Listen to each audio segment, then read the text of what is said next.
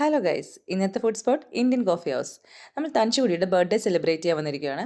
ഇങ്ങനെ ഇവർക്ക് ചെറിയൊരു ഏരിയ ഉള്ളതുകൊണ്ട് തന്നെ സ്മോൾ ഗെറ്റ് ടുഗെദർ ഫംഗ്ഷൻസ് എല്ലാം ഇവിടെ കണ്ടക്ട് ചെയ്യാൻ പറ്റും, പ്രൈവസി കിട്ടും. ഫസ്റ്റ് നമുക്ക് ഈ ഒരു ഏരിയയിലാണ് ഇരിക്കുകയെന്ന് വിചാരിച്ച് അൺഫോർച്ചുനേറ്റ്ലി നമുക്ക് മറ്റൊരിടാണ് കിട്ടിയത്. പക്ഷേ അവിടെ നമ്മൾ ഓക്കെ ആയിരുന്നു. എന്തോ ഒരു ലാക്ക് ഓഫ് കമ്മ്യൂണിക്കേഷൻ സ്റ്റാഫിനിടയിലുണ്ടെന്ന് നമുക്ക് അന്ന് ഫീൽ ചെയ്തിരുന്നു കേട്ടോ. അത് കഴിഞ്ഞ് നമ്മൾ കേക്ക് വന്നത് വുഡൻ ബേക്കറിയിൽ നിന്നാണ്.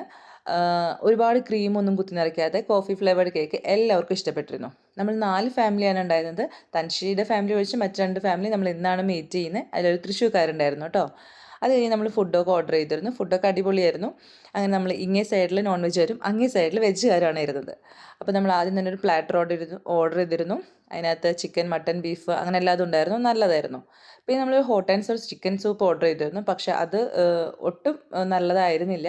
ക്വാളിറ്റി ആയിക്കോട്ടെ ക്വാണ്ടിറ്റി ആയിക്കോട്ടെ നല്ലതായിട്ട് ഫീൽ ചെയ്തില്ല സൂപ്പ്. അത് കഴിഞ്ഞ് നമ്മൾ പിന്നെ ഒരു സീ ഫുഡ് നൂഡിൽസ്, ഒരു ഗീ റൈസ്, പിന്നെ മിക്സ്ഡ് ഫ്രൈഡ് റൈസ്, പിന്നെ സീ ഫുഡ് ചട്ടിക്കറി.